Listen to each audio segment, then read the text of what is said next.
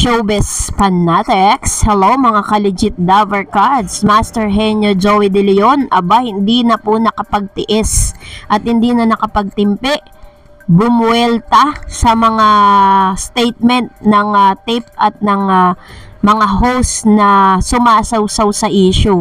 Live na sinabi ito ni Sir JDL Joey De Leon. Ang lahat ng yan, but before that, if you haven't subscribed yet to my YouTube channel, please don't forget to like, share, and subscribe at hit mo na rin ang notification bell for more showbiz updates. Bago nga tayo magsimula sa ating mga updates this afternoon, nais ko po muna magpasalamat sa lahat ng mga legit viewers, legit subscribers, and legit Dover Cards sa lagi pong nag-aabang at nakaantabay sa mga videos po natin. Salamat po sa inyo pong mainit na pagsupport at pagsubaybay sa lahat ng programa ng EAT araw-araw at ganoon din naman sa pagtitiwala sa channel na ito. So, kung di pa po kayo nakasubscribe, mag-subscribe na po kayo. At ngayong araw ay pinag-usapan nga sa social media ang lahat po ng mga statement ngayon, kasi meron pong idinaan ni Joey De Leon or Master Henyo Joey De Leon ang kanya pong patama para po sa mga magnanakaw. Kasi ngayong araw po, doon po sa segment ng Gimme 5 kung saan nagbigay po ng mga jokes itong si Ellen.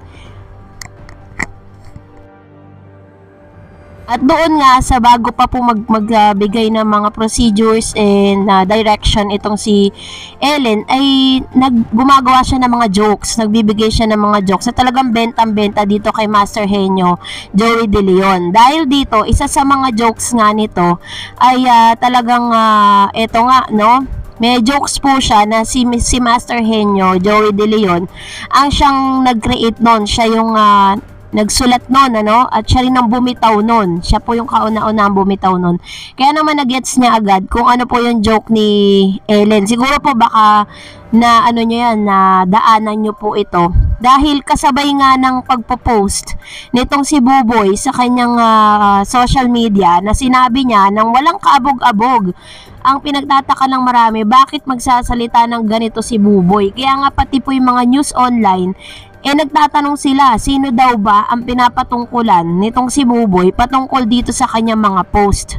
Alam nyo po, kung tutuusin, naubusan na po ng followers yan si Buboy. Isa yan sa mga naging karma niya. Kasi kung dati, sobrang pinanonood siya ng mga followers niya, natatawa sa mga jokes niya, even yung sarili niyang YouTube channel ngayon, halos napapabayaan na at halos parang isang beses na lang sa isang buwan siya mag-upload, kaya naman talagang sobrang bumababa na yung kanyang mga views, parang sobrang napaglipasan ng panahon matapos nga siyang kumampi at matapos nga na tinanggap niya yung offer sa kanya ng tape, tapos ngayon nakikisawsaw pa siya sa issue ng TBJ at ng tape. Aba, medyo lumalakas ang loob na ni Buboy, samantalang kung tutuusin, kung ano man ang naabot ng TBJ ay wala pa po sa kalahati ng naabot niya ngayon, dahil kung maaalala po ninyo, sinabi pa nga ni Jose na siya po ay isa sa mga tumulong kay Buboy para po makapasok sa mga comedy bar. 'Di ba? Sabi ni Mr. Jose Manalo na pinapasampa niya yan dahil walang-wala nga daw po yan. Bilang pagtulong sa kanya, pinapasampa niya hanggang sa nakilala siya at nabigyan siya ng break dito po sa GMA7 sa tulong na rin itong si Jose Manalo, 'di ba? Kung tutuusin nga, talagang masasabi mo na itong si Jose napakalaki po ng naiambag nito sa buhay ni Buboy. Kaya nga nagtataka ang lahat, bakit biglang-bigla nagiging ganito po? Kung si Mayor Jose Manalo po, nag-trend din yung sinabi niya sa isa sa mga contestant, sabi niya, wag mong sasabing wala kang pinag-aralan. Maring hindi ka nakatapos ng pag-aaral, pero ngayon, kung pinag-aralan, dahil ang pag-aaral, ang katalinuhan at kabaitan ay nakukuha sa loob ng tahanan. O, diba? Yun yung mga magagandang motivational na pwede mong sabihin na wala kang tinatapakan or wala kang pinariringgan. Di lang natin alam kung sino nga ba ang nagbigay ng parang angas dito kay Buboy, kung bakit ito po yung mga naisip niya, naisipan niyang gawin to at sabihin sa social media. Kaya yun, binalikan po siya ng ilan sa mga netizen, talagang dahil po sa sobrang kaba ang ginawa po niya, binura niya na lang para lang po talaga matahimik yung buhay niya dahil hindi po siya tinatantanan ng mga bashers Dahil siguro, isa na rin yan sa mga parang, kumbaga parang isa rin po sa mga point of view niya, 'di ba? Hindi natin alam. Ito po yung sinasabi ko po sa inyo, sinabi ni JDL ng live. Ako sumulat niyan nanakaw pa. Puso talaga nakawan okay. Sakto naman dahil mamaya Yun yung sinabi ni JDL during the live of PAT. Pero ang ano naman ang pinupunto dito ni JDL, hindi po yun yung mga host ang pinatutungkulan niya, kung hindi yung kanilang amo, 'di ba? Dahil hindi naman po talaga directly ang mga host ng generic Bulaga ang kanyang kaaway dito.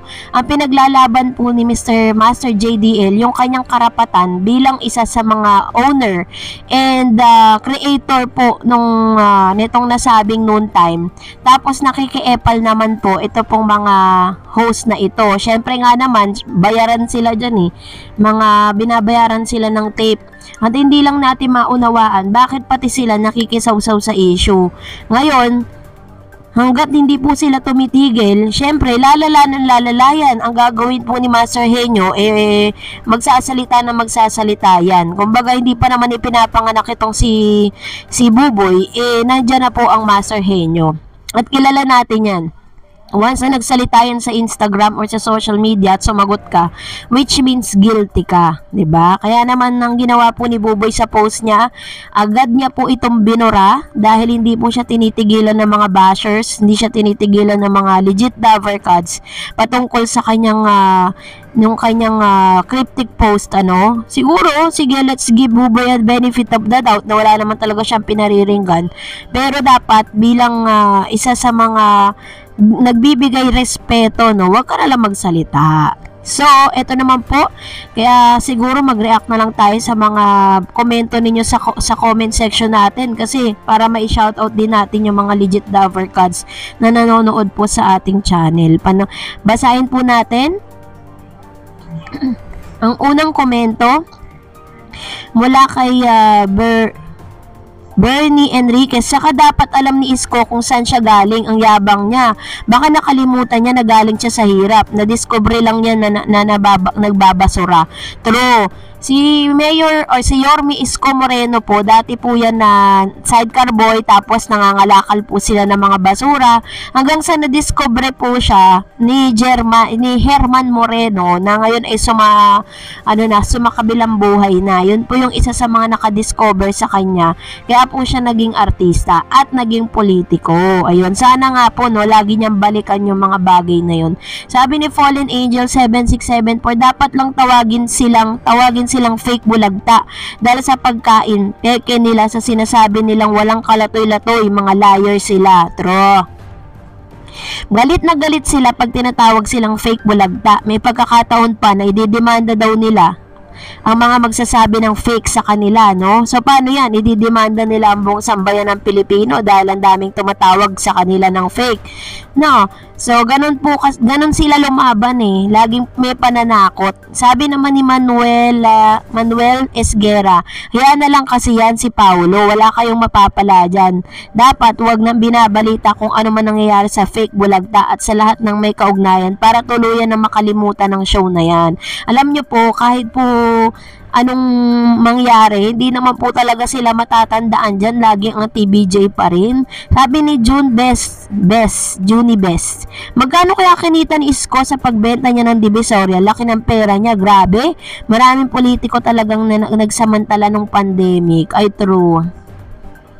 Totoo po yun kasi ang dami pong nagagalit sa kanya mga negosyante dahil po sa ginawa niya, dahil nagulat na lang po ang mga taga-tundo.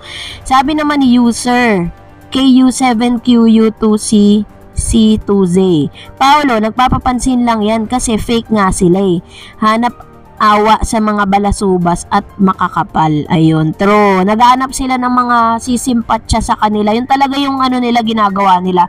Parang dinadaan nila sa drama ang lahat para at least kampihan sila ng mga netizen, kampihan sila ng mga tao, no? Pero just the same, TBJ pa rin talaga ang hanap ng marami.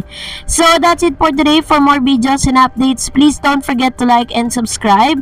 At kung hindi ka pa nakasubscribe, mag-subscribe ka na para sa araw-araw na updates patungkol sa TBJ. And that's it for today.